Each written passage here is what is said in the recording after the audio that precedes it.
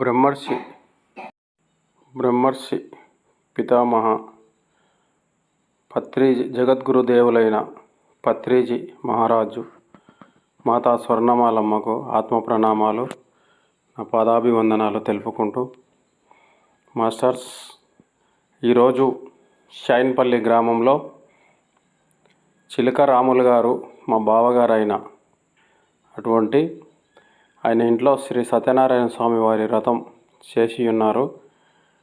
అలాగే ఆ సందర్భంలో అందరినీ భోజన అనంతరం తీర్థప్రసాదాలు భోజనం తీసుకున్న తర్వాత వారికి ధ్యానం గురించి పరిచయం చేయడం జరిగింది, ధ్యానం చేయించడం జరిగింది. అందరూ ధ్యానం చేసి ఫస్ట్ టైం కనుక 20 నిమిషాలు ధ్యానం చేయించడం జరిగింది. వీళ్లకు ఎంతో ఆనందంగా ధ్యానం చేసిర్రు. ప్రతిరోజు ధ్యానం చేసుకోమని చెప్పడం జరిగింది. ఎంతో ఆనందం వ్యక్తం చేసిర్రు వీళ్ళు అందరూ. చాలా చక్కగా ఫస్ట్ టైం అయినా కొందరు చేసేవాళ్ళు ఉన్నారు, 2-3, మిగతా వాళ్ళంతా కొత్త వాళ్ళు మాస్టర్స్. కానీ చాలా బ్రహ్మాండంగా ధ్యానం చేసిండ్రు వీరందరూ ఆరోగ్యాలతో.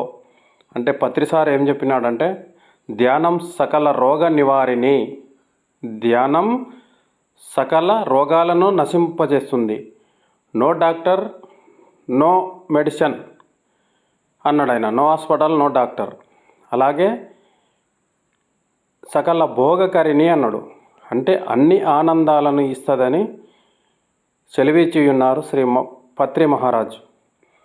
ఇంత గొప్పటి ధ్యానం చేసుకుంటే మీరందరూ చాలా ఆరోగ్యాలతో ఉంటారు, సకల ఆనందాలు పొందుతారు.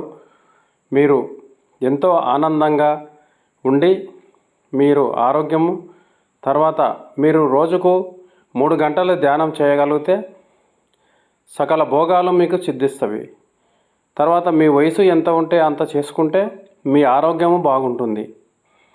అలాగే మీరు ఇంకా ఎక్కువ చేసే ఓపిక ఉండి రోజుకు 5 నుండి 6 గంటలు చేసుకుంటే మీరు ఎంతో గొప్ప ఉన్నత స్థితికి చేరుకోగలరు. తప్పక ధ్యానం చేయండి మాస్టర్స్.